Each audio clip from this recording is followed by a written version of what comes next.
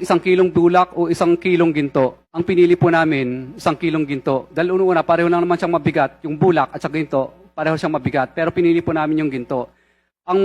Kahit po kami mamatay bukas o papatayin po kami ng mga politikong iilang piraso na ito, alam po namin na may dangal po kaming mamamatay.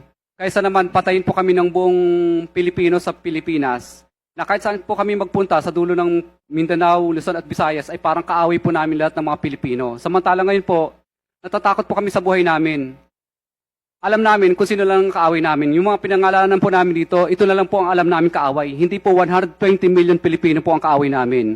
Kaya sana po, pagbigyan niyo po sana kami kasi yung iba pong mga gusto pa pong mag-witness ng mga contractor, kung ako po ay inyong parurusahan po sa ginawa kong ito at ako po ay papagalitan po ninyo, wala na pong iba pang sisigaw ng mga contractor sa buong Pilipinas. Dahil una matatakot na sila kung ano po ang mangyayari sa akin.